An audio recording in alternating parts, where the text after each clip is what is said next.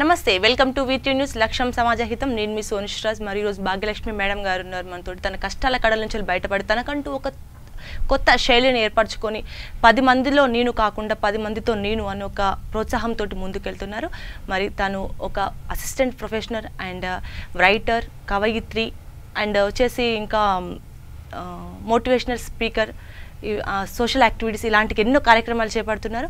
నమస్తే మేడం. నమస్తే మేడం. మరి ఇప్పుడు మనం చూసినట్టయితే మీరు ఒక టీచర్గా బాధ్యతలు వ్యవహరిస్తున్నారు, ఒక రైటర్గా అండ్ ఒక సోషల్ యాక్టివిటిస్ట్గా, అంటే ఎలాంటి వారికైనా సహాయం చేసే స్థితిలో మీరున్నారు మేడం. సో వచ్చేసి ఇప్పుడు మనం ఒక 2-3 డేస్ నుంచి చూసినట్టయితే Priyanka Reddy and Manasa and wherever చాలామంది ఇలా గురి కావడం జరుగుతుంది. ఒక ఆత్మహత్యలకు కానీ లేకుంటే అత్యాచారాలకు కానీ ఇలా జరుగుతున్నాయి. దానికి గల కారణం ఏంటి? అసలు సొసైటీ ప్రాబ్లమా లేకుంటే వాళ్ళు పెరిగే కల్చరా? ఒకటి ఇది ఒక సెంటెన్స్లోనూ లేకపోతే ఏదో షార్ట్కట్గా చెప్పేటువంటి విషయం కాదు, అంత తొందరగా తేల్చాల్సినటువంటి విషయం కూడా కాదు ఇది. సో కంప్లీట్గా వ్యవస్థలో చాలా మార్పు వచ్చింది. ఇది ఇప్పుడు అందరం గమనిస్తున్నటువంటి విషయం. ఈవెన్ నేను చెప్తున్నాను, నా చిన్నగా ఉన్నప్పటికీ తర్వాత నేను చదువుకుంటున్నప్పటికీ ఇప్పటికీ. సో చాలా చాలా డే బై డే, అంటే ఒక రకంగా చెప్పాలంటే నాకు ఒక డౌట్ వస్తుంది, పురోగమిస్తున్నామా తిరోగమిస్తున్నామా అనేది అర్థం కావట్లేదు.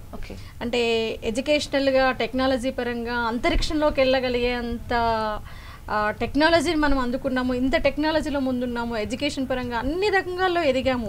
బట్ వ్యక్తిత్వ విలువలు అనేటివి మ్యాక్సిమం పతనం స్థాయికి పడిపోయాయి ఇంకా. సో ఇదేంటి అంటే ఈ వ్యవస్థలో చాలా మార్పు వచ్చింది. ఈ మార్పు రావడానికి కారణాలు అన్ని రకాలుగా ఉన్నాయి. ఇటు ఫ్యామిలీ పరంగా కావచ్చు, వాళ్ళు పెరిగినటువంటి వాతావరణం కావచ్చు, వాళ్ళని గైడ్ చేసే విధాన లోపం కావచ్చు, ఏదైనా సరే. ఇప్పుడు అందరూ కూడా ఒక్కసారి తలెత్తి చూడాలి, ఒక్కసారి దీని నుంచి బయటపడాలి అంటే, వ్యవస్థను మార్చాలి అంటే ప్రతి ఒక్కరు బాధ్యతగా మనం ఏం చేయాలి అని ఎవరికి వాళ్ళు ప్రశ్నించుకోవాల్సినటువంటి తరుణం ఇప్పుడు వచ్చేసిందని నాకు అనిపిస్తుంది. ఓకే మేడం, ఇప్పుడు మీరు ఒక టీచర్గా వ్యవహరిస్తారు. ఇప్పుడు మీ దగ్గర ఉండే స్టూడెంట్స్కి అయినా కానీ లేకుంటే ఇప్పుడు మీరు చూస్తూ ఉంటారు జనరేషన్, ఒక బయటకు వెళ్ళినా కానీ ఒక ఆడపిల్లలు కానీ ఒక మగపిల్లలు ఏ విధంగా వ్యవహరిస్తున్నారు, అసలు వాళ్ళ ప్రవర్తన ఏ విధంగా ఉంటుంది? సో ఇప్పుడు ఉన్నటువంటి జనరేషన్ని అనాలిసిస్ చేయాలి అంటే చాలా ర్యాపిడ్ చేంజ్ కనిపిస్తుంది. చేంజ్ అంటే ఒక మంచి పద్ధతిలో, ఒక మంచి మేనర్గా కావచ్చు, ఒక డెవలప్ అవుతున్నటువంటి స్టేజ్లో చేంజ్ కనిపిస్తుంది అంటే అది అందరం సంతోషించాల్సినటువంటి విషయమే. అంటే ఇప్పుడు కేవలం సంపాదన తర్వాత వాళ్ళ స్టేటస్ పెరగడము, ఎట్ ద సేమ్ టైం ప్యారలర్గా నైతికంగా మానవత్వపరంగా విలువలను కూడా కోల్పోతున్నటువంటి పరిస్థితిలో ఉన్నాం ఇప్పుడు మనం. అంటే క్రైమ్ పెరిగిపోయింది, అబ్బాయిల ఆలోచన విధానంలో మార్పు, అమ్మాయిల ఆలోచన విధానంలో మార్పులు. ఒక రకంగా చెప్పాలి అంటే నా కెరియర్ నేను ఏ రకంగా డెవలప్ కావాలి, నా లక్ష్యం ఏంటి, నేను ఏం సాధించాలి, నా కుటుంబానికి నేను ఎలా ఉపయోగపడాలి, సమాజానికి నేను ఏం చేయాలి అన్న ఆలోచనల కంటే కూడా స్వార్థపూరితమైనటువంటి ఆలోచనలు, టైంపాస్ చేయడము, ఒకరినొకరిని కామెంట్స్ చేసుకోవడము. అంటే జనరేషన్ టు జనరేషన్ చాలా డెవలప్మెంట్ ఉంది అని అనుకుంటున్నాం, కానీ ఏ విషయంలో డెవలప్మెంట్ ఉంది అంటే అదర్ అవగేషన్స్లో, అనైతికమైనటువంటి విషయాలలో బాగా చేంజెస్ అనేవి కనిపించి చాలా డెవలప్ అయ్యారు.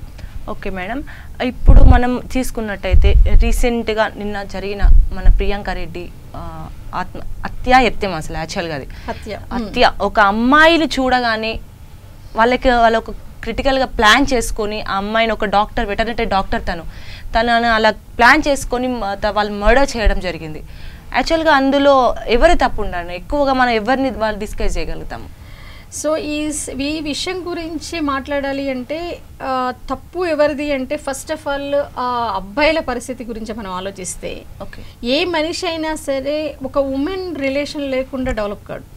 ఇంట్లో ఒక అమ్మనో, అక్కనో, చెల్లినో, బిడ్డో, భార్యో, ఖచ్చితంగా స్త్రీ లేని కుటుంబాన్ని మనం, ఒక స్త్రీతోటి పెరుగుతూ స్త్రీ నీడలో పెరిగినటువంటి మనిషి ఇంకొక ఆడదాని పట్ల అంత అసభ్యంగా కాదు, క్రూరంగా ప్రవర్తించేటువంటి మెంటాలిటీని ఎలా డెవలప్ చేసుకుంటున్నారు. అది ఫస్ట్ ఈ విషయం గురించి ప్రతి ఒక్కరం, అంటే కుటుంబంలో పిల్లల పెరుగుదలతో పాటు ఉగ్గుపాలు, ఒకప్పుడు మాటలు బాగా రావడానికి వస అనే దాన్ని పోసేవాళ్ళట.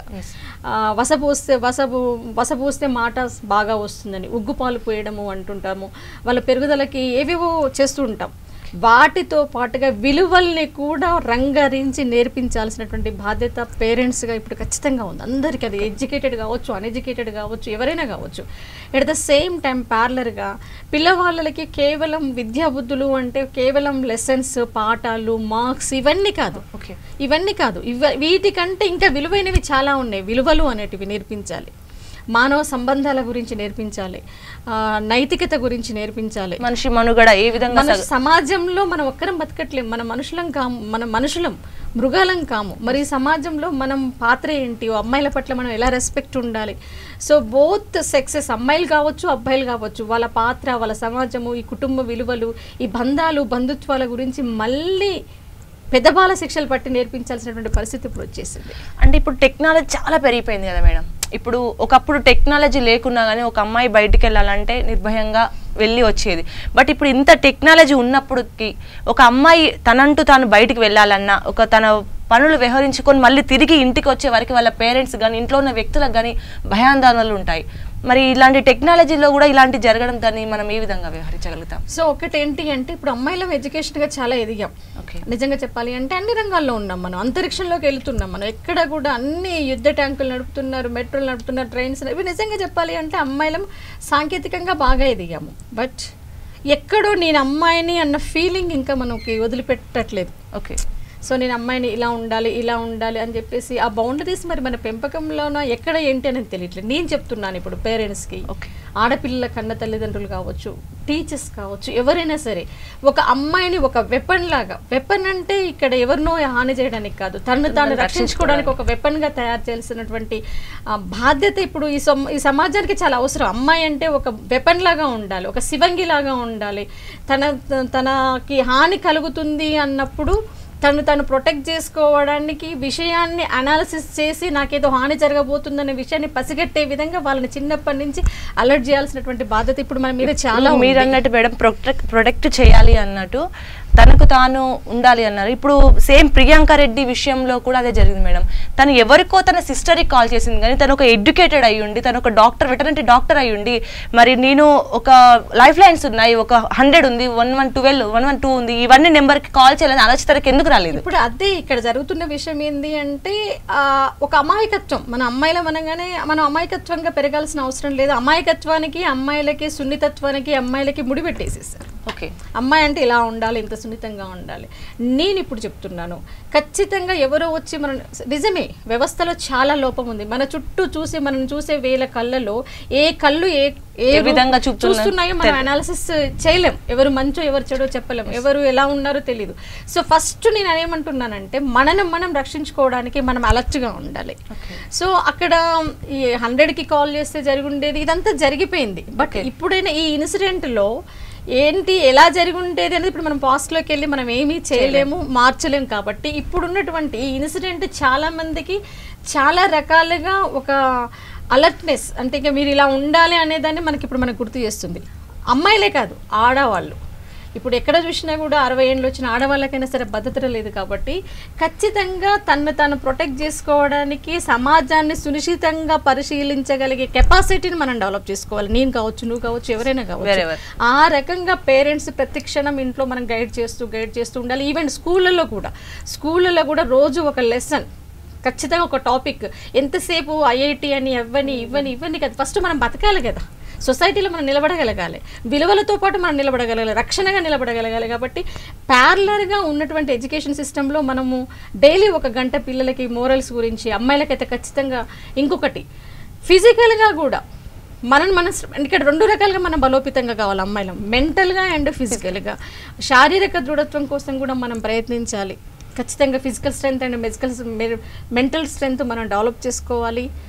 మనం ప్రొటెక్ట్ చేసుకునే అంత అద్భుతమైనటువంటి శక్తి సామర్థ్యాలు మనకు ఉండే. 100% ఉమెన్కు ఉన్నటువంటి శక్తి మనకు తెలీదు. శక్తి చాలా మంది ఉన్నారు కదా మేడం. ఇప్పుడు ఒక పీటీ ఉషా గానీ రన్నింగ్ రేస్ లో, ఒక వెయిట్ లిఫ్టర్, ఇలా చాలా మంది చాలా రంగాల్లో ఆడవాళ్ళు కూడా మగవాళ్ళతో సమానంగా ధీటుగా మనం పోరాడుతున్నాం, మనం పోరాడుతున్నాం. మరి ఇలాంటి విషయాల్లో మాత్రం ఒక అడుగు వెనక్కేస్తున్నాం. ఎందుకు అంటే ఒక చిన్న విషయం, నేను ఇప్పుడు ఒక చిన్న అంటే మనము ఇప్పుడు ఈ ఇన్సిడెంట్లోనే చూస్తే నిజమే అమ్మాయికి ఉన్నటువంటి అమ్మాయిని అన్న ఒక బెరుకుతనము టోల్ గేట్ దగ్గరికి వెళ్ళి నిలబడడానికి వెనకడుగు వేయించింది. అక్కడ నిలబడితే వాళ్ళు వీళ్ళు చూస్తారు అని. నేనేం చెప్తున్నానంటే పేరెంట్స్గా మనము ఎవరు చూస్తే వాళ్ళు రోడ్డు మీద పోయేవాళ్ళు వాళ్ళు చూస్తే మనం చూస్తే మనకేమవుతుంది? ఇవాళ కనిపిస్తారు, రేపు కనిపించారు. మనకి మన రక్షణ అక్కడ ముఖ్యం మనకి.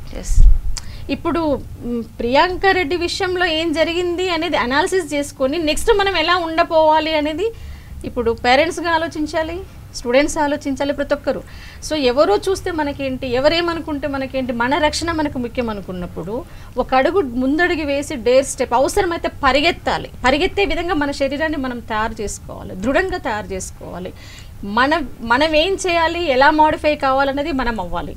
అదేవిధంగా ఎట్ ద సేమ్ టైం చట్టంలో మార్పులు కావచ్చు, ప్రొటెక్షన్ సెల్ కావచ్చు, వీటన్నిటిలో సమూలంగా మార్పులు రావాలి. సో వెళ్ళగానే అంటే ఒక ప్రమాదం జరుగుతుంది అన్నప్పుడు ఈ పరిధిలోకి రాదు, ఆ పరిధిలోకి రాదు అనకుండా ఫస్ట్ మనం రక్షించడమే మన ఎయిమ్. ఏ పోలీస్ స్టేషన్ అయినా అక్కడ లక్ష్యం ఏంటిది అంటే రక్షించడమే. కాబట్టి ఇలాంటి వాటికి ఒక కామన్ రూల్ తీసుకొచ్చి ఇలాంటి కేసెస్ నుంచి ముందు అమ్మాయిని రక్షించే ప్రయత్నం అనేది చేయాలి. అంతకంటే ముందు ఉమెన్గా మనం చాలా బలోపేతం కావాలి మెంటల్గా. ఒక అమ్మాయిని పెంచే ముందు నువ్వు అమ్మాయివి అన్న ఉగ్గుపాలు కాదు పోయడం, నువ్వు ఆదిశక్తివి అని ఉగ్గుపాలు పోసి పెంచాలి ఇప్పుడున్నటువంటి సమాజంలో. ఇప్పుడున్న జనరేషన్లో అలా పెంచాలి అంటున్నారు. బట్ ఇప్పుడున్న జనరేషన్లో పేరెంట్స్ పిల్లల్ని వదిలిపెట్టి వాళ్ళ వర్కులకు వెళ్ళి వచ్చి మళ్ళీ స్కూల్ వాళ్ళని పట్టించుకునేది చాలా తక్కువ అయిపోతుంది మేడం. ఇప్పుడున్న జనరేషన్ అంటే జాబ్స్కి వెళ్ళడము, ఇంకా వేరే ఏదైనా పనులకు వెళ్ళడం, పిల్లల్ని ప్లే స్కూల్లో వేయడము చిన్నప్పటి నుంచి, లేకుంటే ఆఫ్టర్ దెన్ కొంచెం ఏజ్ వచ్చాక హాస్టల్స్లో వేయడము. వాళ్ళ పెద్దవాళ్ళు ఉంటే ఇప్పుడు వాళ్ళ అత్తయ్య కానీ మామయ్య కానీ ఓల్డ్ ఏజ్ వాళ్ళు ఉంటే ఓల్డ్ ఏజ్ హోమ్స్లలో వేయడము, ఇలా చేస్తున్నారు. కానీ మరి పిల్లలకి ఎడ్యుకేట్ చేయాలి, పిల్లల్ని ఈ విధంగా పెంచాలి అనే ఉద్దేశం వాళ్ళకైతే ఏమి, ఒక స్కూల్ ఉందా, వెళ్ళారా, వచ్చారా, స్కూల్ చదువుకున్నారా, ఏం హోంవర్క్ చేసుకున్నారు, దట్స్ ఇట్ ఇనఫ్. అక్కడి వరకే కాకుండా వాళ్ళకి ముందు ఫ్యూచర్లో ఏంటి అని ఎందుకు నేర్పించలేకపోతున్నారు? సో ఇక్కడ నేను చెప్పాలి అనుకుంటే ఫస్ట్ మన కుటుంబ వ్యవస్థలో చాలా మార్పు రావాలి. ఇది కామన్గా మాట్లాడుతున్నాను నేను, ఏదో ఒక విషయం మీద ఫోకస్ చేసి కాదు. ఎందుకు అంటే ఎవరి బిజీ లైఫ్ వల్ల మన సంపాదన ఇది ఒకటి. సంపాదన అనే దానికి ఒక లిమిట్ ఉండదు. ఓకే, మన కనీస అవసరాలు తీరడానికి, పిల్లలకి మంచి భవిష్యత్తు ఇవ్వడానికి మనము ఎర్నింగ్ అనేది ఖచ్చితంగా భార్యాభర్తలు ఇవాళ రేపట్లో ఉద్యోగాలు చేస్తున్నారు, అది కామన్ అయిపోయింది. సో ఉద్యోగాలు చేస్తున్నప్పటికీ కూడా ఉన్న టైంలో అయినా పిల్లల్ని దగ్గర కూర్చోబెట్టుకొని మనం విలువల గురించి ఎంతసేపు మాట్లాడుతున్నాం, ఓకే, అదొకటి అబ్జర్వ్ చేసుకోవాలి. తర్వాత వాళ్ళని పక్కన కూర్చోబెట్టుకుని వాళ్ళతో మాట్లాడిపియాలి. మ్యాక్సిమం వాళ్ళతో ఎంత మాట్లాడితే వాళ్ళలో ఉన్నటువంటి భావాలు మన కొడుకు బయటకు తెలుస్తుంటుంది. సో ఆ భావాలలో వాళ్ళు నెగిటివ్గా పోతున్నారా పాజిటివ్గా పోతున్నారా అన్న విషయం కూడా మనకు అర్థమవుతుంది. ఇప్పుడు ఒక చిన్న పిల్లోడు ఉన్నాడు, వాడు పక్కన పిల్లోని దగ్గర నుంచి వస్తువులు లాక్కోవడం అలవాటుగా ఉంది ఫర్ ఎగ్జాంపుల్. దాన్ని ఫన్నీగా తీసుకొని మా వాడు ఎవరి దగ్గర ఉన్నా లాక్కుంటాడు అని తీసేసుకొని లైట్గా తీసుకున్న దానికి వీడు ఇలా చేస్తున్నాడు అంటే మానసికంగా వీడిలో ఏదో డిఫెక్ట్ ఉందని ఆలోచించడానికి చాలా తేడా ఉంది. సో ఇమీడియట్గా అలా చేయకూడదు, నలుగురితో కలిసిపోవాలి అనే పాజిటివ్ దృక్పథాన్ని పదే మనం బోధించాల్సి ఇప్పుడున్నటువంటి పిల్లలకి. అది పేరెంట్స్గా చాలా బాధ్యత ఉందండి. మీరున్నట్టుగా ఇందాక ఇంట్లో ఇప్పుడు సింగిల్ ఫ్యామిలీస్ కావడం అనేది కుటుంబ వ్యవస్థలో వచ్చినటువంటి మార్పులు 100% పిల్లల మానసిక స్థితి మీద ప్రభావాన్ని చూపిస్తున్నాయి అనడంలో ఎలాంటి సందేహం లేదు. అంటే మెకానికల్గా రోబోల్లాగా పెరిగిపోతున్నారు. ఎఫెక్షన్స్, బంధాలు లేకపోతే ఆత్మీయ స్పర్శలు ఇలాంటివి ఏవీ లేవు. వాళ్ళకి చెప్పడానికి ఇంట్లో పెద్దవాళ్ళు అంటూ లేరు. ఇప్పుడు మనం అనుకుంటున్నాం ఇంట్లో పెద్దవాళ్ళు బరువుగా మారిపోతున్నారని, కానీ రేపు పిల్లలు మనల్ని అలాగే చూస్తారు. పిల్లలు చూడడం ద్వారా ఎక్కువ నేర్చుకుంటారు, చదవడం ద్వారా ఎక్కువ నేర్చుకోరు, చూసి అనుకరించడం ద్వారానే ఎక్కువ నేర్చుకుంటారు. కాబట్టి సో మంచి కుటుంబ వ్యవస్థని మనం ఫస్ట్ బిల్డప్ చేసుకోవాలి. పిల్లలతోటి ఖచ్చితంగా రోజు ప్రతి ఏది మంచి ఏది చెడు అనేది నేర్పుతూ ఉండాలి. At the same time marks క్రైటీరియాగా చదివించడము అనే పద్ధతి ఇటు పేరెంట్స్లో అటు టీచర్స్లో ఇద్దరిలో మారాలి. ఫస్ట్ పేరెంట్స్లో మార్పు రావాలి. ఎంతసేపు స్కూల్కి వెళ్ళేసి మా వాడికి బైకి 5 మార్క్స్ రాలేదు, 10కి 10 రాలేదు, 25కి 25 రాలేదు, ఈ విషయం కాదు అడగడం. మా వాడు వ్యక్తిత్వ పరంగా ఎలా ఉన్నాడండి, వాడి బిహేవియర్లో ఏమైనా చేంజెస్ ఉన్నాయా, వాడు ఎలా ఉన్నాడు, వ్యక్తిత్వాన్ని బిల్డప్ చేయాలి. ఎందుకంటే వ్యక్తిత్వం బిల్డప్ అయిన తర్వాత చదువు ఆటోమేటిక్గా వచ్చేస్తుంది. ఇప్పుడు మనం వ్యక్తిత్వం గురించి మాట్లాడుకుంటే మేడం, ఇప్పుడు ఒక బస్ స్టాప్లో కానీ ఒక సంథింగ్ కాలేజెస్లో కానీ ఇప్పుడు అబ్బాయిలు కానీ అమ్మాయిలు కానీ వాళ్ళ ఒక జనరేషన్ అనేది వాళ్ళ యొక్క స్టడీ పర్పస్ కాకుండా మొబైల్స్ కానీ సిస్టమ్స్ కానీ ల్యాప్టాప్స్ కానీ వాటి వైపున ఎక్కువ మొగ్గు చూపుతున్నారు. వాటి వల్ల వాడికి వచ్చే ప్రయోజనం కంటే నష్టాలు ఎక్కువగా ఉన్నాయి. అవును, మరి వాటి నుంచి వాళ్ళని ఎలా బయటపడేద్దాం మేడం? సో ఇక్కడ నేను అబ్జర్వ్ చేసినంత వరకు పిల్లలకి చిన్నప్పటి నుంచి ఏం చేస్తున్నారు అంటే ఇంట్లో పిల్లలు ఏడకుండా ఉండాలి, కామ్గా ఉండాలి అంటే వీడియో గేమ్లు అలవాటు చేస్తాం. అది ఎవరూ చేయలేం, మనమే చేసాం, పెద్దలుగా మనమే చేస్తాం. నేను చూస్తుంటాను చిన్నపిల్లలకి 6 months బేబీకి సెల్ ఫోన్ ఇస్తుంటారు, అన్నం తినిపిస్తుంటాం. మన అక్కడ ఏమంతా ఏంది అంటే పిల్లోడికి నోట్లోకి అన్నం పోవడమే మనది. ఒకప్పుడు సంకలో వేసుకొని చందమామను చూపిస్తూ రోడ్డు మీద పోయేటువంటి వాళ్ళని వీళ్ళని చూపిస్తూ ఆరుబయట నిలబడి తినిపించే రోజులు ఇప్పుడు లేవు, అవునా కదా? సో ఎంతసేపు వాళ్ళ లక్ష్యం, మనకున్నటువంటి హడావుడి, మనకున్నటువంటి బిజీ షెడ్యూల్, తొందరగా మనం తినిపించాలి. వాళ్ళ మైండ్ని డైవర్ట్ చేయాలి అంటే మొబైల్ చేతిలో పెట్టేసి చిన్నప్పటి నుంచి గేమ్స్ అవి ఇవి ఆన్ చేసేసి పిల్లలకి ఇస్తే, చిన్నపిల్లలు చూడండి మొబైల్ చేతికి ఇచ్చిన తర్వాత వాడు చూస్తుంటాడు, మనం లాక్కోగానే గట్టిగా ఏడవడం మొదలు పెడతాడు. అంటే ఎంతగా ఎడిక్ట్ అయిపోతున్నారు, హెల్త్ పరంగా, మెంటల్గా, ఫిజికల్గా అన్ని రకాలుగా ఎఫెక్ట్ అవుతున్న దాన్ని ఫస్ట్ మనమే అడాప్ట్ చేస్తున్నాం. అక్కడ పిల్లలు ఆడుకుంటే దెబ్బలు తగులుతాయని, బయటికి వెళ్ళి ఆడుకుంటే అవి ఇవి గొడవలు వస్తాయని చెప్పేసి కూడా పిల్లలు బయటికి పంపించిన పేరెంట్స్ ఉన్నారు ఇప్పుడు. ఆ బయటికి వెళ్ళి గొడవలు తెచ్చే బదులు ఇంట్లో కూర్చొని గేమ్స్ ఆడుకో అని చెప్పేసి. సో ఇక్కడ మనము ఫిజికల్గా వాడు బయటికి వెళ్ళి ఎప్పుడైనా సరే ఒక ప్లే గ్రౌండ్కి వెళ్ళి పిల్లోడు ఆడితే మానసిక సామర్థ్యం పెరుగుతుంది, అడ్జస్ట్మెంట్ పెరుగుతుంది, నలుగురితోటి మింగిల్ కావడం అనే విషయం పెరుగుతుంది, ఓడినా తట్టుకునే శక్తి పెరుగుతుంది. ఈ విషయం అర్థం కావట్లేదు. ఆట ఆడుతున్నారు, 2 ఉంటాయి అక్కడ, గెలుపు ఓటమి 2 ఉంటాయి. ఒక మ్యాచ్ ఏదన్నా ఆడారు, లేకపోతే ఇంకేదన్నా ఆట ఆడారు, ఒకరు ఓడుతారు, ఒకరు గెలుస్తారు. ఇక్కడ ఓడినా గెలిచిన మెంటాలిటీ, గెలిచిన వాళ్ళకి హ్యాపీ కాకుండా ఓడిన వాళ్ళకు కూడా ఓకే నేను ఓడాను ఇంకోసారి గెలుస్తాను అనే మెంటాలిటీ ఆటల్లోనే డెవలప్ అవుతుంది. ఆటలు లేవు, ఈ పాటలు లేవు, ఏది లేనప్పుడు వాడు 10th క్లాసో ఇంటరో లేకపోతే ఎంసెట్టో ఫెయిల్ కాగానే ఆత్మహత్యలు చేసుకోవడం. అంటే మానసికంగా బలోపేతం చేయట్లే మనం పిల్లల్ని. ఒక లక్ష్యం, ఇప్పుడు ఒక చిన్న ఎగ్జాంపుల్ చెప్తున్నాను. నేను చిన్నప్పుడు డాక్టర్ కావాలి అనుకున్నాను, కాలేదు. అక్కడికి నా లైఫ్ ఎండ్ కాలేదే. తర్వాత ఐఏఎస్ కావాలనుకున్నాను, కాలేదు. బట్ వీళ్ళందరినీ తయారు చేసే వాళ్ళుగా తయారయ్యాను ఇప్పుడు నేను. అంటే ఒక లక్ష్యం ఇది మిస్ అయిపోయింది. ఖచ్చితంగా పిల్లవాడికి ఏం నేర్పాలి అంటే, ఓకే నీకు ఒక లక్ష్యం ఉంది, నీ వంతుగా నువ్వు ప్రయత్నించు, అదర్వైజ్ ఇంకా చాలా మార్గాలు ఉన్నాయి బ్రతకడానికి.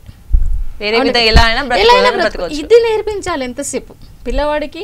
అన్ని ద్వారాలు మూసుకున్న ఒక దారి ఖచ్చితంగా తెలిసి ఉంటుంది. కాబట్టి ఈవెన్ ఫెయిల్యూర్ అయ్యాడు, ఈ సంవత్సరం ఫెయిల్ అయ్యానని నేను ప్రాణం తీసుకోకుంటే నా లైఫ్ అక్కడికి ఎండ్ అయిపోతుంది. బట్ ఇంకోసారి ప్రయత్నిస్తే మా అంటే నా జీవితంలో 1 సంవత్సర కాలం వేస్ట్ అవుతుండొచ్చు. ఇంత ధైర్యాన్ని మనం పిల్లలకి నూరిపోయగలగాలి. అట్ ద సేమ్ టైం స్కూళ్ళలో కూడా, అంటే స్కూళ్ళల్లో టీచర్స్ని తప్పుపట్టడం కాదు, పేరెంట్స్ టీచర్స్ని అలా తయారు చేశారు. పర్సంటేజెస్ కావాలి, గ్రేడ్స్ ఎక్కువ కావాలి, అది కావాలి, ఇది కావాలి, పిల్లల్ని అమెరికాకి వెళ్ళాలి, లేకపోతే అటు వెళ్ళాలి, లక్షల్లో సంపాదించాలి. ఎంతసేపు లగ్జూరియస్ లైఫ్కి దీనికి మాత్రమే మనము ప్రయారిటీ ఇస్తున్నాం. కానీ వాడి వ్యక్తిత్వం ఎలా ఉంది, స్ట్రెస్ తట్టుకుంటున్నాడా లేదా, కష్టపడే, ఇప్పుడు మనం పెట్టే గోల్కి వాడి మానసిక సామర్థ్యానికి. రీసెంట్గా ఒక IIT స్టూడెంట్ చనిపోయాడు. చాలా బాధాకర విషయం ఏంటి అంటే, IITలో సీట్ వచ్చిందంటే వాడు మంచి ఇంటెలిజెంట్, కానీ అక్కడ ఉన్నటువంటి ఒత్తిడిని తట్టుకోలేకపోయినప్పుడు, అదే కాదు ఇంకెన్నో మార్గాలు ఉన్నాయి బ్రతకడానికి. ఇంట్లో పేరెంట్స్ చెప్తే పేరెంట్స్ అంచనాకి నేను రీచ్ కాలేకపోతున్నాను అన్న ఆలోచనతోటి పిల్లలు సూసైడ్ చేసుకుంటున్నారు. అందుకనే మనము వాళ్ళకి ఎంతసేపు విలువల్ని, ధైర్యాన్ని, ఏ సమస్య వచ్చినా కూడా తట్టుకొని నిలబడగలిగే శక్తిని ఇవ్వాలి తప్ప నువ్వు ఇదే కావాలి అని ఒక పంతాలో వెళ్ళే మార్గాన్ని మనం డైవర్ట్ చేసుకోవాలి పేరెంట్స్గా. నేను కూడా కావచ్చు అక్కడ. సో ఎవరైనా సరే parents, at the same time teachers కూడా వాళ్ళకి ఫిజికల్గా స్ట్రెంత్ అప్ చేయడము, మెంటల్గా స్ట్రెంత్ అప్ చేయడము. ఒక సమస్య వచ్చినప్పుడు దాని నుంచి ఎలా బయటపడటం, సమస్య వచ్చింది అని టెన్షన్ పడుతూ స్ట్రెస్కి లోన్ అవుతే మనం ఏమీ లేదు, సాధించేది ఏముండదు. అదే ఆలోచిస్తే కొత్త విషయాలు తెలుస్తాయి, ముందుకెళ్తాం. ఇంకా లోకజ్ఞానం అంటే ఏంది? ఇప్పుడున్న పిల్లలకి లోకజ్ఞానం లేదు అని నేను అంటాను. వాడు ఒంటరిగా వెళ్ళి బయటికి వెళ్ళి టమాటాలు తీసుకురమ్మంటే స్కూల్లో ఫస్ట్ ఉన్న స్టూడెంట్ ఒక కూరగాయల షాప్కి వెళ్ళి కిలో అని అడగాల, డజన్ అని అడగాల తెలియని పరిస్థితిలో ఉన్నారు పిల్లలు. దీనికి ఇంకా ముచ్చట పడుతుంటారు పేరెంట్స్కి, మా అబ్బాయికి అలాంటి విషయాలు ఏం తెలీదు అని. సో బతకడం వేరు, చదవడం వేరు. 100 మార్కులు వచ్చినంత మాత్రాన మన సమాజంలో వేస్తే వీడు 100% పర్ఫెక్ట్గా బతుకుతాడన్న గ్యారంటీ అయితే లేదు. ఫస్ట్ బతుకు పాఠాలు నేర్పాలి పిల్లలకి, జీవిత పాఠాలు నేర్పాలి, నలుగురిని గౌరవించడం నేర్పాలి. ఇది ఫస్ట్ చేంజ్ ఇక్కడ రావాలి. ఓకే మేడం, చేంజ్ అంటే మన ఫస్ట్ పేరెంట్స్ నుంచి స్టార్ట్ చేస్తేనే వాళ్ళకి ఫర్దర్ ఎడ్యుకేషన్ కానీ పెద్ద అయినాక కానీ. మరి ఇప్పుడు ఇలాంటి ఘోరాలు చేస్తున్నారు, దానికి ఇప్పుడు పేరెంట్స్ ఎంతవరకు బాధ్యులు అవుతారు మేడం? పేరెంట్స్ బాధ్యులు అంటే ఫస్ట్ మగపిల్లల సైడ్ నుంచి వద్దాం. ఓకే ఓకే, ఒక ఇంట్లో మగపిల్లవాడిని తయారు చేసేది ఎవరు అంటే కుటుంబమే. మీరు చూడండి, పుట్టిన శిశువులకి శరీర నిర్మాణంలో తేడా ఉంటుంది కానీ వాళ్ళిద్దరు ప్లెయిన్ పేపర్స్. పెరుగుతున్నా కొద్దీ వీడిని మగపిల్లవాడిగా, అమ్మాయిని ఆడపిల్లగా తయారు చేస్తాం మనం. వాడు చీపురు పట్టుకొని ఊడుస్తుంటే ఒక మగపిల్లవాడు, తల్లి ఏమంటుంది, అరే మగపిల్లవాడు ఏంట్రా నువ్వు ఊడడం ఏంటి అంటది. ఆడపిల్ల కూర్చొని చదువుతుంటే ఆడపిల్ల చదువుతున్నవేంది, ఇంటి పనులు నేర్చుకోవా అంటది. నువ్వు మొగోడివి అని వాడిని తయారు చేస్తావు, నువ్వు ఆడపిల్లవని ఈ అమ్మాయిని తయారు చేస్తావు. సైకలాజికల్గా వాళ్ళని ఒక బౌండరీలో ఒక గిరిగీసి గిరిలో పెంచుతున్నాం మనం. సో ఒక అమ్మాయి అబ్బాయి ఇంట్లో ఉన్నప్పుడు అబ్బాయికి సమాన బాధ్యతలు అప్పచెప్పట్లేము. ఒక అమ్మాయికి ఉండే స్ట్రగుల్స్ గురించి అబ్బాయికి నేర్పట్లేము మనం. అబ్బాయి బయట పోయి తిరగకపోతే ఇంట్లో ఉండి చెడిపోతున్నారు, అబ్బాయి తిరగాలట. సొంతంగా తన పనులు తను చేసుకోవడానికి కూడా బయట అడిగేయద్దు. అంటే ఎక్కడ లోపం ఉంది? సమాజం, మన తల్లిదండ్రులుగా కావచ్చు, సమాజంలో మన ఆలోచన విధానంలో ఫస్ట్ మార్పు రావాలి. అబ్బాయిల్ని పెంచేటప్పుడు తల్లి తనని కనడానికి ఎంత కష్టపడిందో చెప్పాలి. నేను ఎంత కష్టపడితే నువ్వు భూమి మీద అడుగు పెట్టావో చెప్పాలి. మనకు నెల ఒక స్త్రీ ఎంత వీలైతే తన మెన్స్ట్రువల్ సైకిల్ గురించి కూడా అబ్బాయిలకు చెప్పాలి. ఒక తల్లి గురించి పూర్తిగా అర్థం చేసుకున్న పిల్లోడు రేపటి నాడు తన లైఫ్ పార్ట్నర్ గురించి పర్ఫెక్ట్గా అర్థం చేసుకుంటాడు. సమాజంలో కనిపించే ఆడపిల్లని కూడా తల్లిలాగా భావించగలుగుతాడు అని నాకు అనిపిస్తుంది. నిజంగా తల్లి కలరే కష్టం తనకు తెలిస్తే. చిన్న ఎగ్జాంపుల్, అమ్మాయి ఒక ఇంట్లో ఫ్యామిలీలో అమ్మాయికి కావాల్సినటువంటి నాప్కిన్స్ లేదా శానిటరీ నాప్కిన్స్ని అబ్బాయిలతో సొంత అన్నదమ్ములతో కూడా తెప్పించుకోలేని పరిస్థితి. ఫర్ ఎగ్జాంపుల్ అది కామన్ న్యాచురల్ విషయం. అది ఒక రకంగా చెప్పాలి అంటే సృష్టి అంతా దాని చుట్టే తిరుగుతుంది. ఒక అమ్మాయి మెన్స్ట్రువల్ సైకిల్లో ఎంత రక్తాన్ని కోల్పోతుంది, ఆడపిల్లగా ఎంత కష్టపడుతుంది అనేది వాడికి అర్థమయ్యేటట్టుగా చెప్తే ఇంకొక అమ్మాయి నాప్కిన్స్ కొనుక్కొని పోతున్నప్పుడు బనాయిస్తాడా? మనం ఎందుకు ఒక షాప్కి వెళ్ళి Whisper packets, stay free packets చాటుగా పేపర్లో చుట్టి తెచ్చుకుంటున్నాం? అంటే సిగ్గుపడుతున్నాం అన్నట్టే కదా. ఆ సిగ్గు ఎందుకు పడుతున్నాం? అమ్మాయిలు చూస్తారని కదా, అబ్బాయిలు చూస్తారని. అసలు దాని గురించి వాడికి ఎక్స్ప్లెయిన్ ఇంట్లోనే జరగాలి. ఒక అబ్బాయికి ఒక స్త్రీ పరిస్థితి ఇలా ఉంటుంది, ప్రతిసారి ఇలా ఎదుర్కొంటాం, ఆ టైంలో మెంటల్గా, ఎమోషనల్గా, హార్మోనల్గా ఇలా ఇంబ్యాలెన్స్ అవుతాం, ఆ టైంలో మదర్కి ఇంత పెయిన్ ఉంటుంది, ఇంత కష్టం ఉంటుంది, మానసికంగా శారీరకంగా అది నువ్వు అర్థం చేసుకోవాలి. ఇవన్నీ కూడా వాళ్ళకి నేర్పాల్సినటువంటి పరిస్థితి ఇప్పుడు ఏర్పడింది. ఇప్పుడు వాళ్ళ పరిస్థితి ఏర్పడింది, వాళ్ళు ఇప్పుడు చెప్తే ఈయనే పొజిషన్లో కూడా పిల్లలు లేరని పేరెంట్స్ ఎంక్వైరీలో పేరెంట్స్కి వినడం లేదు. పిల్లలు అంటే మాది శైలి, మా దారిలో మేము వెళ్దాం, మీరు మాకు చెప్పనవసరం లేదు అని పిల్లలు కూడా పేరెంట్స్ ధిక్కరించడము, వాళ్ళ మాటలకు వాళ్ళు మర్యాద ఇవ్వకపోవడము. పిల్లలు అంటే మగ పిల్లలు వచ్చేసి ఎస్పెషల్లీ పేరెంట్స్కి అసలు సపోర్ట్ చేయకుండా మాదేదో మేము చేసుకుంటాం, మీరు మాకు ఏం చెప్పొద్దు, ఏం చేయొద్దు అని చెప్పేసి డ్రింకింగ్ అలవాటు పడడము, ఇలాంటి అత్యాచారాలు చేయడము, ఆడవాళ్ళ పైన అమానుషంగా ప్రవర్తించడము, ఇలాంటివి చేస్తూ ఉంటారు. మరి పేరెంట్స్కి ఇందులో ఇప్పుడు మంచి మీరు అన్నట్టుగా పేరెంట్స్ నేర్పించాలి అన్నారు, బట్ నేర్పించిన వినే పొజిషన్లో పిల్లలు లేరు. అలాంటి వారు ఇలాంటి అత్యాచారాలకు గురవుతున్నారు. కొంతమంది అమ్మాయిలని కాకుండా అబ్బాయిలు కూడా చాలా మంది ఈ లవ్ ఫెయిల్యూర్స్ అని అవని ఇవని ఉరి వేసుకొని చనిపోయిన చాలా పరిస్థితులు ఉన్నాయి.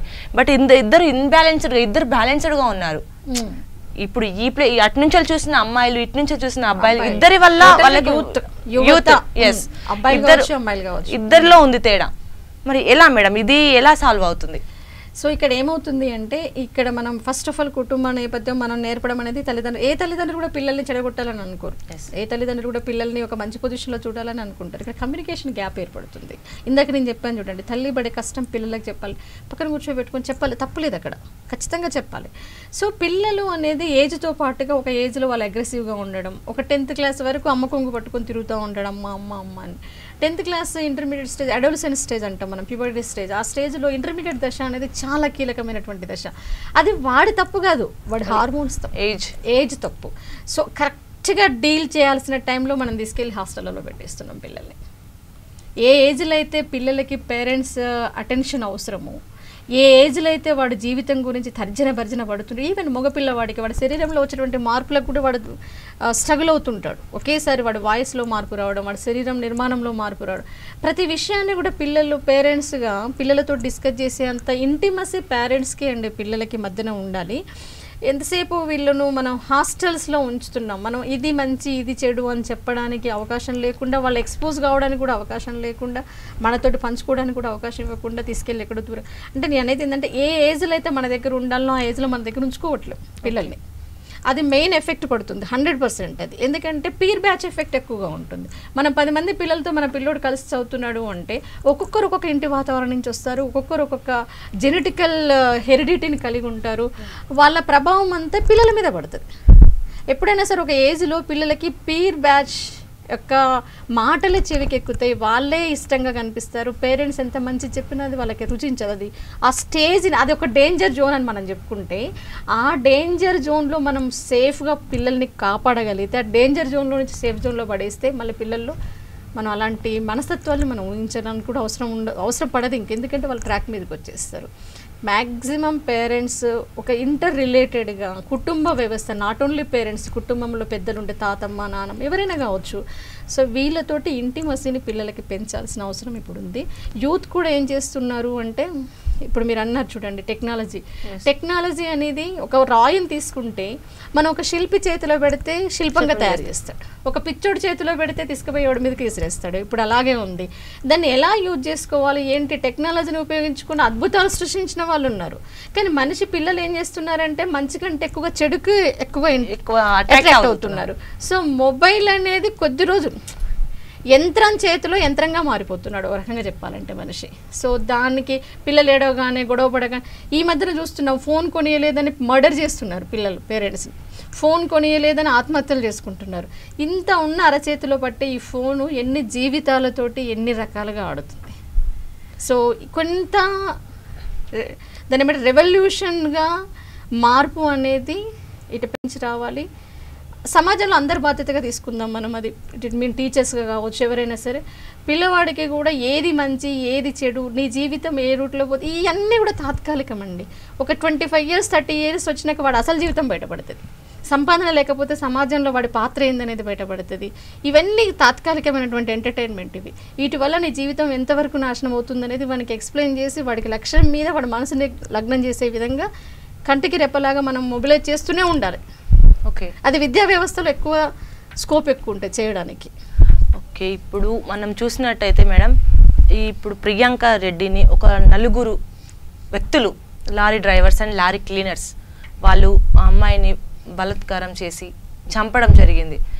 కానీ వాళ్ళ పేరెంట్స్ వెళ్ళి మన పోలీస్ స్టేషన్లో కంప్లైంట్ ఇస్తే, మీ అమ్మాయి ఎవరితోటో వెళ్ళిపోయినట్టుంది, దాన్ని మళ్ళీ మా ఏరియా పరిధిలోకి రాదు మీరు చెప్పే కంప్లైంట్ అని చెప్పేసి వాళ్ళు ధిక్కరించడము, వీళ్ళు దానికి ఇన్నసెంట్గా ఫీల్ అయ్యి మా అమ్మాయి వేరే వాళ్ళతో వెళ్ళిపోవడం ఏంటి, చాలా డీసెంట్ అంటే వాళ్ళు పెంచిన వాళ్ళకి తెలుసు కదా మా అమ్మాయి ఇలాంటిది అని వాళ్ళకి తెలుసు, అలాంటిది కాదని వాళ్ళు ఇరిటేట్గా అవ్వడము. ప్లస్ ఒకటి వచ్చేసి ఈ అమ్మాయి చంపే వరకు కూడా ఎవరికి తెలియకుండా ఒక పాల వ్యక్తి చెప్పి కంప్లైంట్ ఇక్కడ ఒక అమ్మాయి ఉంది అని చెప్తే వరకు అప్పటి వరకు తెలియదు. బట్ అలాంటి పరిస్థితి మన దేశంలోనే ఇప్పటికీ, మొన్న ఢిల్లీ అయేషా నుంచి 2012 అయేషా నుంచి ఇప్పటి వరకు, మొన్న వరంగల్లో 9 months అమ్మాయిని కూడా వదిలేదు. అంటే మన మగవాళ్ళు అంటే ఆడవాళ్ళు ఒక చెట్టుకు చీర కట్టినా కూడా మగవాళ్ళు వేసుకొని వెళ్తారా? సో ఇది నిజంగా, ఇది ఒక రకంగా చెప్పాలి అంటే అమ్మాయిగా పుట్టినందుకు గర్వపడాలో బాధపడాలో అర్థం కాని పరిస్థితి అన్నట్టు. మనని మనం సంతృప్తి పరచుకోవడానికి నేను ఆడపిల్లగా పుట్టినందుకు గర్వపడుతున్నామని మన మనసుకి మనం సర్ది చెప్పుకోవడం తప్ప, ధైర్యంగా బయటకు వెళ్ళి ఇంటికి వస్తాము అన్న ఫీలింగ్ మనకే అనిపించట్లేదు. సో ఇక్కడ ఆడపిల్ల అంటే 6 నెలలు కాదు, 6 రోజుల పిల్లైనా చాలు, 60 ఏళ్ళైనా చాలు అన్నట్టుగా తయారైపోయింది సమాజం. దీనికి కారణం చాలా చాలా కారణాలు అక్కడ ఎఫెక్ట్ చూపిస్తున్నాయి. మగపిల్ల వాళ్ళ పట్ల బాధ్యత లేకుండా వాడు ఏ రూట్లో పోతున్నాడు. ఇప్పుడు ఫర్ ఎగ్జాంపుల్, ఇప్పుడు ప్రియాంక రెడ్డి విషయంకి వస్తే, అందులో ఒక అబ్బాయి వాడే బండి చూపిస్తున్నాడు. ఓకే, ఇది మనం పేపర్లో టీవీలో చూస్తున్నాము, వాట్సాప్లో వస్తుంది. వాడు బుల్లెట్కి ఒక స్కల్ ఫోటో పెట్టుకున్నాడు, ఎముకలు. అది యాక్చువల్గా ఏంటి, మన అపాయము అని చెప్పేసి ఒక ట్రైన్ వెళ్ళని ప్లేస్ లకు అపాయం అని చెప్పేసి అలాంటి ట్యాగ్లు వేస్తుంటారు. ఒక స్కల్ ఫోటో ఒకటి, స్టిక్కర్ ఒకటి, తర్వాత వెనక పంజాలాగా పులిలాగా పంజాగా ఉన్నట్టు కొంచెం క్రూయల్ గా ఉన్నటువంటి స్టిక్కర్స్ వేసుకున్నాడు. సైలెన్సర్ తీసేసి వాడు బండి నడుపుతున్నాడు. సో దీన్ని బట్టి వాడి వ్యక్తిత్వాన్ని మనం అంచనా వేయొచ్చు. మనిషి ఒక ఫ్లవరో లేకపోతే ఒక దేవుడి బొమ్మ వేసుకున్న దానికి, ఒక పుర్రె బొమ్మ వేసుకున్న దానికి సైకలాజికల్ డిఫరెంట్ అన్న విషయం మనం ఆలోచిస్తే అర్థం అవుతూనే ఉంది. పేరెంట్స్ ఆలోచించాలి అక్కడ. వీడేంది అంటే పేరెంట్స్ అన్ఎడ్యుకేటెడ్ కావచ్చు అక్కడ. ఓకే, తర్వాత 20 ఏళ్ళ పిల్లోడికి బుల్లెట్ ఎలా వచ్చింది? అది ఒక అన్ఎడ్యుకేటెడ్ పిల్లోడు ఏం చేసి సంపాదిస్తున్నాడు? బుల్లెట్ అంటే దాదాపు 1,00,000-2 లక్షల రూపాయలు ఉంటుండొచ్చు. సో ఇంత పెద్ద వెహికల్ ఎలా కొనుక్కున్నాడు? సో డబ్బులు సంపాదిస్తున్నాడా లేదా అనేది చూస్తున్నారు, కానీ వీడు ఏ రూట్ లో సంపాదిస్తున్నాడు? ఈ కేసులో 3 పిల్లలు 20 సంవత్సరాల పిల్లలు. 20 సంవత్సరాల పిల్లలు అంటే ఎంత చిన్న పిల్లలు అండి. వాళ్ళకి లోక జ్ఞానం అనేది కూడా సరిగా తెలియదు. అంటే వాళ్ళు ఏ స్టేజ్ లో ఉన్నారు, ఏం చేస్తున్నారు, ఏం చేయబోతున్నారు కూడా తెలియదు. వాళ్ళకంటే ఒక పర్టిక్యులర్ ఇది రూట్ నాది, ఈ రూట్ లో వెళ్ళాలి, ఇది మంచి ఇది చెడు అనే ఉద్దేశం కూడా వాళ్ళకి తెలియదు. అంతటి సిచ్యువేషన్ లో 20 years ఏజ్ లో ఉండి కూడా ఒక అమ్మాయి పైన దారుణంగా అలాంటి కీచక ప్రయత్నాలు చేయడం అనేది చాలా అసలు చెప్పుకోలేని విషయం. సో వాడి ప్రవర్తనని చిన్నప్పుడు నేను ఇప్పుడు చెప్తే నాకు ఫస్ట్ ఆ బుల్లెట్ చూపించగానే దాని మీద ఉన్న స్టిక్కర్ మీద నా మైండ్ నిలిచిపోయింది. ఏంటంటే వీడు ఇలా పెట్టుకున్నాడు అంటే చుట్టుపక్కల వాళ్ళకి ఇమీడియట్గా అర్థమైపోవాలి వీడు సంథింగ్ డిఫరెంట్ అన్న విషయం. సో వాడి ప్రవర్తనని బట్టి, వాడు ఎదుటి వాళ్ళతో మాట్లాడుతున్న విధానాన్ని బట్టి, వాడి రిసీవింగ్ బట్టి మనం అనాలిసిస్ చేయొచ్చు. సో అప్పుడే మనం కాస్త మనం వాడిని ఏ రూట్లో పోతున్నాడు అనేది మనం అబ్జర్వ్ చేయాల్సి ఇప్పుడున్నటువంటి పరిస్థితుల్లో. ఇంకొకటి ఏంటి అంటే అబ్బాయిలు అసలుకి దీని గురించి ఎండ్లెస్ సబ్జెక్ట్. అసలుకి ఇది ఎందుకు ఇలా జరుగుతుంది అనేది మనం ఎక్కడికి వచ్చినా మళ్ళీ పెద్ద క్వశ్చన్ మార్క్ తోటి ఆగిపోతుంది. ఒకేసారి ఇంత పెద్ద మందిలో మనం ఎవరి బాధ్యతగా వాళ్ళు మార్చుకోవాలి, వాళ్ళని ఎడ్యుకేట్ చేయాలి, మోరల్స్ డెవలప్ చేయాలి, వాళ్ళకి విలువల గురించి చెప్పాలి, వాళ్ళలో మార్పు రావాలని చెప్పుకుంటున్నాం. అట్ ద సేమ్ టైం మనల్ని మనం ప్రొటెక్ట్ చేసుకోవడానికి మనం ఏం చేయాలి? అలర్ట్గా ఉండాలి. ఒక 10 మందికి ఫోన్లు చేద్దాం, 10 మందిలో ఒక్కరైనా మనల్ని కాపాడుతారేమో అనే విధంగా. పాపం తను ప్రియాంక రెడ్డికి ఆ టైంలో ఆలోచన రాకుండా తన లైఫ్ స్పాయిల్ అయిపోయింది. ఇక ముందైనా అమ్మాయిలందరూ కూడా నేను ఫోన్ చేస్తే ఏమనుకుంటారో, నేను వెళ్ళి వాళ్ళని హెల్ప్ అడిగితే ఏమనుకుంటారో, నలుగురిలో నిలబడితే ఏమనుకుంటారు? వాళ్ళెవరు? మన బంధువులా, మన రక్త సంబంధి? ఎవరేమనుకుంటే మనకేంటి? మన ప్రాణం నిలబడ్డా మనకు అక్కడ ముఖ్యం. ఇలాంటి యాటిట్యూడ్ డెవలప్ చేసుకో. అవసరమైతే పరిగెత్తాలి, చిరుతలాగా పరిగెత్తే కెపాసిటీని మనం డెవలప్ చేసుకోవాలి. ఫిజికల్ స్ట్రెంగ్త్ డెవలప్ చేసుకోవాలి. ఒక అమ్మాయి అంటే ఒక చిరుతలాగా, అంటే ఎవరికి భయపడకుండా మనం చేసే పని పర్ఫెక్ట్ గా కరెక్ట్ గా ఉంటే మనల్ని ఎదుటి వారు ఎవరు ఏమనలేరు. మనకంటూ ఒక ప్రొఫెషనల్ ఒక డైరెక్షన్ అని మనం ఎంచుకోవాలి అంటున్నారు.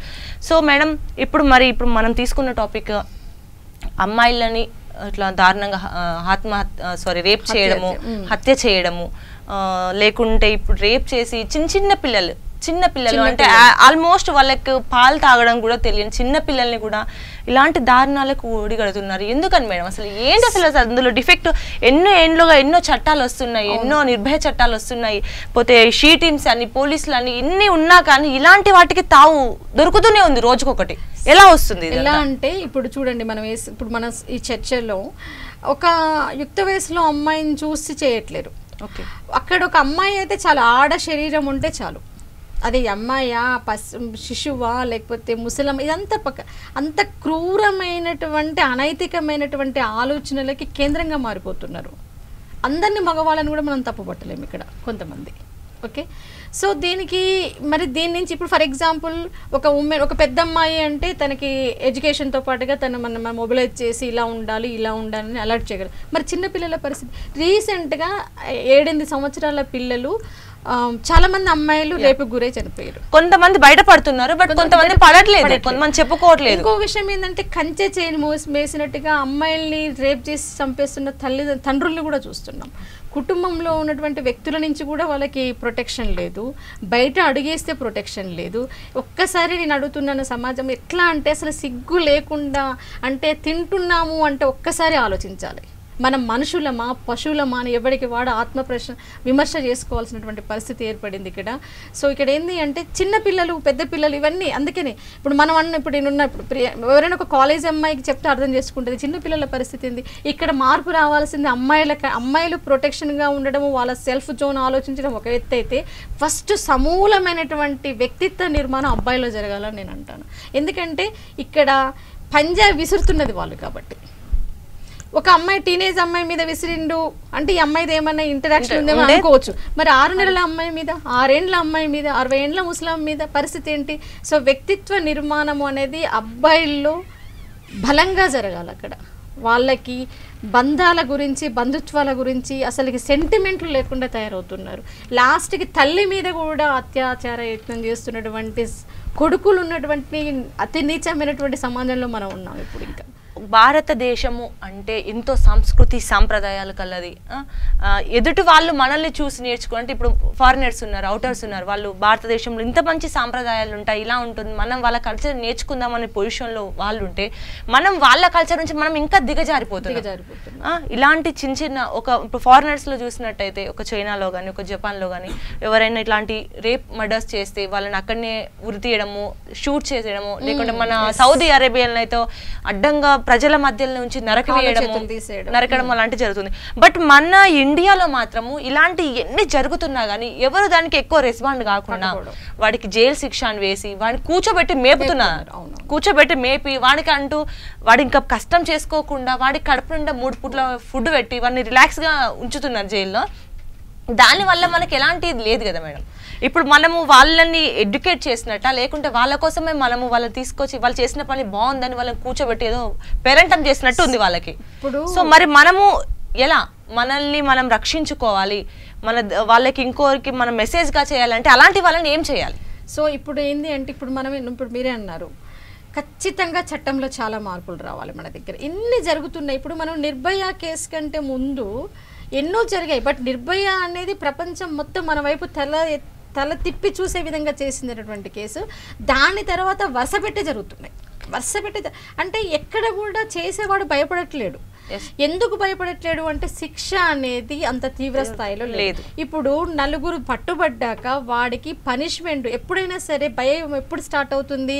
శిక్ష ఇంకో వాడు చూస్తున్నప్పుడు వామ్మో నీదేమన్నా మిస్టేక్ చేస్తే నా జీవితం అలా అవుతుందనే భయము మన చట్టంలో లేదు, కల్పించలేకపోతుంది. ఒకరు కాకుండా నలుగురు కలిసి చేశారా పని అంటే ఒకరి నుంచి ఒకరికన్నా కనీసం ఇది చేస్తే నాకు ఇది భయము అనే వ్యక్తి ఎవరికి నలుగురులో ఎవరికి భయం కలగలేదు. పడితే కాకపోతే జైల్లో ఉంటాము అనేది ఉంది. ఆ చట్టం వాడిని అరెస్ట్ చేసి వాడికి శిక్ష చేసేసరికి వాడికి జీవితం ఫర్ ఎగ్జాంపుల్ యావజ్జీవ శిక్ష వేశారు.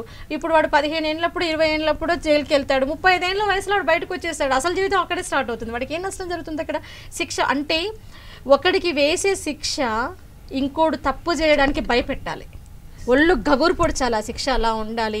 ఖచ్చితంగా నడి రోడ్డు మీద వాళ్ళని ఉరి తీస్తే అట్లీస్ట్ 100 మందిలో 10 మంది అన్నా భయం పడతారు, తప్పు చేయడానికి భయపడతారు. ఒకరిని చూసి వాడికి అలా జరిగింది, మనం చేస్తే ఇంకెలా జరుగుతుంది అనేది ఒక క్రిటికల్ పొజిషన్ వీళ్ళలో మార్పు. అంటే అందరు చెడ్డవారు ఉన్నారని కాదు, అందరు మంచివారు ఉన్నారు కాదు, కాకుంటే ఏంటంటే చెడ్డగా ఆలోచించే వారికి ఇలాంటి పనులు చేయడానికి వాళ్ళు కూడగట్టే వారికి ఏంటంటే ఇలాంటి ఒక నిర్భయ చట్టంలో ఇదొక మంచి మార్పు వచ్చి వాళ్ళకంటూ ఒక భయ ఆందోళనలు అంటే ఇలా చేసి ఇలా అవుద్ది, ఈ పని నుంచి చేయకూడదు అంటే ఇప్పుడు ఒక పేరెంట్స్ చెప్పినా వినట్లేదు, ఒక గురువు చెప్పినా వినట్లేదు, ఒక పక్క ఒక ఫ్రెండ్ మంచోడు ఉంటే ఒక ఫ్రెండ్ చెడ్డోడు ఉంటాడు, ఆ ఫ్రెండ్ చెప్పినా వీడు వినట్లేదు.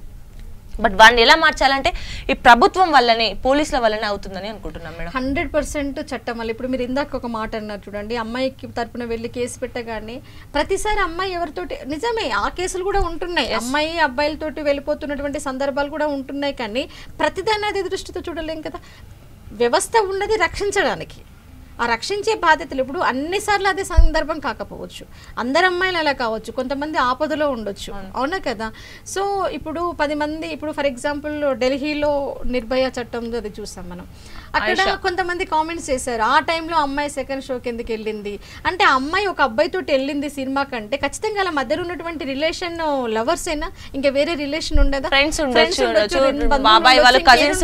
ఇంకేదైనా ఒక అమ్మాయి ఒక అబ్బాయి మాట్లాడుకుంటే ఆ రిలేషన్ అన్న కోణంలో ఎందుకు చూస్తున్నారు?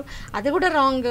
ఆ టైంలో ఎందుకు వెళ్ళింది అంటే కనీసం 9 గంటల రాత్రి కాడ 7 గంటల రాత్రి కాడ కూడా అమ్మాయి సంపాదిస్తుంది, ఉద్యోగాలు చేస్తున్నారు, జీవనం గడవడానికి ఎన్నో కష్టాలు కష్టాలు ఎదుర్కొని అడుగు బయటికి వేసి కుటుంబ బాధ్యతలను ఎత్తినేసుకొని ఉద్యోగం చేస్తూ బయట అడుగు పెట్టి సంపాదించే పరిస్థితుల్లో ఆడపిల్ల ఉన్నప్పుడు ఒక్కొక్కసారి అర్ధరాత్రి తిరగాల్సి వస్తుంది. నైట్ డ్యూటీ ఉన్న వాళ్ళు ఉంటారు. అర్ధరాత్రి ఎందుకు బయటకు వచ్చిందనే క్వశ్చన్ కరెక్ట్ కాదు అక్కడ. ప్లస్ అబ్బాయిలతో వెళ్ళింది అనే క్వశ్చన్ కూడా కరెక్ట్ కాదు. ఎందుకంటే వాళ్ళ మధ్య ఉన్నటువంటి రిలేషన్ ఎవరిని మనం అనాలిసిస్ చేసుకోలేం. అలా అని చెప్పేసి వెళ్ళిపోయిన ప్రతి ఒక్కరు కూడా లవర్తో పోయిందేమో లేచిపోయిందేమో అన్న కామెంట్ మన పోలీస్ వ్యవస్థ నుంచి ప్రశ్న రావడం కూడా కరెక్ట్ కాదు. ఫస్ట్ ఎవరిదైనా సరే అక్కడ రక్షించడం అనే లక్ష్యం ముందు పెట్టుకోవాలి. ఈ క్వశ్చన్ అనేది కంపల్సరీగా అది తీసేయాలి. ఫస్ట్ ఆఫ్ ఆల్ అది తీసేయాలి. అమ్మాయి ఏ పరిస్థితిలో ఉందో ఫస్ట్ మనందరి లక్ష్యం అమ్మాయిని రక్షించాలి అనేది ఆలోచన రావాలి. చట్టంలో మార్పు రావాలి. శిక్ష ఇప్పుడు ఇంతసేపు ఎందుకు, నిన్న 4 పట్టుబడ్డారు, ఇమీడియట్గా శిక్షించాలి. ఇమీడియట్గా శిక్షించినప్పుడు తల్లిదండ్రులు అలర్ట్ అవుతారు, పిల్లల్ని అబ్జర్వ్ చేస్తుంటారు. ఇంకొకటి వీడు ఎవరితో తిరుగుతుండ అనేది కూడా ఇంపార్టెంట్. మన పిల్లోడు వాడి ఫ్రెండ్ నీ గురించి నువ్వు నీ ఫ్రెండ్స్ గురించి చెప్పు, నీ గురించి నేను చెప్తా ఉంటాం. మన ఫ్రెండ్స్ మనం తిరిగే స్నేహాలు ఎలా ఉన్నాయో అనే దాన్ని బట్టి మన గురించి ఎదుటి వాళ్ళకి అర్థమైపోతుంది. పిల్లోడు ఎవరితో తిరుగుతున్నాడు, 20 ఏళ్ళ పిల్లోడు లారీ క్లీనర్గా అంత పెద్ద పెద్ద హెవీ వెహికల్స్లో ఒక ఏజ్ లిమిట్ పెట్టాలి. అంత పెద్ద హెవీ వెహికల్లో 20 సంవత్సరాల పిల్లోడు ఎలా వర్క్ చేస్తున్నాడు, లారీ డ్రైవర్ ఎలా అయ్యాడు? ఓకే, మన ప్రభుత్వ ఉద్యోగం సంపాదించడానికి ఒక ఏజ్ లిమిట్ ఉంది. మరి వీళ్ళకు హెవీ వెహికల్ లైసెన్స్ ఎలా ఇచ్చారు? వాళ్ళు ఎలా పోతున్నాడు, ఏ మార్గంలో పోతున్నాడు, ఎవరితో ఫ్రెండ్షిప్ చేస్తున్నాడు? అదేవిధంగా ఎక్కడ పడితే అక్కడ మందు, కళ్ళు దుకాణాలు, మందు, చిన్న చిన్న పిల్లలు డ్రగ్స్కి అడిక్ట్ అవుతున్నారు, చిన్న చిన్న పిల్లలు మందు తాగుతున్నారు. సో అది పేరెంట్స్గా మనం గుర్తించడం వేరు, మరి వాళ్ళకి అవకాశం కల్పిస్తున్నాం. వాడికి డబ్బు సంపాదించడం స్టార్ట్ కాగానే వ్యసనాలకు బానిసైపోతున్నాడు. ఎంజాయ్ 15-16 సంవత్సరాల వయసులో పిల్లలు తాగుతున్నారు. తాగడగానే వాళ్ళ నర్వస్ సిస్టమ్ అనేది వాళ్ళ అదుపు తప్పిపోతుంది, వాడు అసాంఘిక చర్యలు చేస్తున్నారు. సో ముందు చట్టంలో మార్పు వచ్చేసి శిక్ష ఇమ్మీడియట్గా అమలు కావాలండి. నలుగురిలో నడి రోడ్డు మీద అమలు అయ్యే పరిస్థితి వస్తే మన దగ్గర క్రైమ్ తగ్గిపోతుంది. ఎస్పెషల్లీ అమ్మాయిల మీద అఘాయిత్యాలు అయితే తగ్గిపోతుంది. లాస్ట్గా మనం ఇలాంటి హత్యాయత్నాలు కానీ, ఆత్మహత్య యత్నాలు కానీ, లేకుంటే ఇలాంటి రేప్ కేసులు ఇలాంటి జరగకుండా మనం లాస్ట్గా ఏం మెసేజ్ ఇద్దాం అనుకుంటున్నాం మేడం?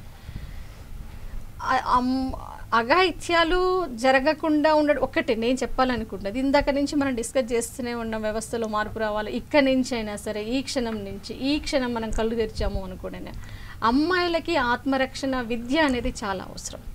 స్కూళ్ళల్లో డైలీ ఒక పీరియడ్ పెట్టాలి, కరాటే నేర్పించాలి స్కూళ్ళు. అది దినచర్య కావాలి. ఏదైనా సమయం, ఏదైనా శత్రువు మన మీదకి దాడి చేస్తున్నప్పుడు మన ఝాన్సీ లక్ష్మీబాయి లాంటి, రుద్రమదేవి లాంటి వాళ్ళు 1000 మంది సైనికులను ఎదుర్కొన్నటువంటి స్త్రీలు కూడా మన స్త్రీ జాతే. ఇప్పుడు ఇన్ని రోజులు మనకు అవసరం పడకపోవచ్చు, ఇప్పుడు అవసరం పడింది. ఇప్పుడు అవసరం ఎవరినో నిందించడం కాదు, ముందు నన్ను నేను రక్షించుకోవడానికి. ఇప్పుడు నేను అంటున్నాను, నేను కూడా జాయిన్ అవుతానేమో, ఇప్పుడు అవసరం అందరికీ ఏర్పడింది. సో అట్లా ఒక క్లాసులో అది బాధ్యతగా విద్యా వ్యవస్థలో ఒక భాగం చేసేయాలి. అమ్మాయిలకు ఆత్మరక్షణ నేర్పించడము అనేది కరాటే కావచ్చు, ఏదైనా కావచ్చు, ఫిజికల్ స్ట్రెంత్ పెంచడానికి, వాళ్ళకి శారీరక దారుఢ్యం పెంచడానికి రోజు రన్నింగ్ చేయించడం, అది ఒక వంతు జరుగుతుంది. చట్టంలో 100% ఇమ్మీడియట్గా ఇప్పుడైనా కళ్ళు తెరవాలి. మన దగ్గరే ఇలా ఎందుకు జరుగుతుంది, మన దగ్గరనే ఈ చట్టంలో ఉన్నటువంటి లొసుగులు ఏంటి, ఇంత డిలే కావడం ఎందుకు, తప్పు చేసిన వాడిని హాయిగా అయినా వాళ్ళకి ముసుగులు వేసేసి వాడిని చూస్తే వాడు చేసింది తప్పు, వాళ్ళకి ముసుగులు ఎందుకు వేస్తారో కూడా నాకు అర్థం కాదు. సో ఇది మార్పు అనేది రావాలి. శిక్ష ఇమీడియట్ గా అమల్లోకి వస్తే, అంటే ఏ వ్యక్తి అయితే వారు చేశారో ఎమ్మటే వారికి స్పాట్ డిసిజన్ లో వాడిని చంపేయడమా, లేకుంటే ఎదుటి వాళ్ళకి వీడి పని చేసేలా జరిగింది, మనం పని చేయకూడదు అనే ఒక నిర్భయ చట్టంలో ఇంకొక మంచి గ్రాండ్ రూల్ తీసుకొచ్చి ఒక్కటి శిక్ష ఇమ్మీడియట్ గా అమలు కావాలి. అది కూడా ఖచ్చితంగా శిక్ష ఎలా ఉండాలి అంటే ఇంకొకటి తప్పు చేయడానికి జంకాలి, అప్పుడే మార్పు వస్తుంది తప్ప లేకపోతే ఇక మార్పు రావాలి అంటే ఇంకా ఎవరి వల్ల కాదేమో. బహుశా ఫస్ట్ చట్టంలో మార్పు వస్తే ఈ వ్యవస్థలో మార్పు వస్తుంది. Thank you madam, thank you so much. మరి చూస్తూనే ఉన్నారుగా V3 న్యూస్ లక్ష్యం సమాజహితం. నేను మీ సోనుశ్రాజ్. మరి ఒక మంచి ఇంట్రెస్టింగ్ టాపిక్తో మళ్ళీ మేము ముందుంటాను.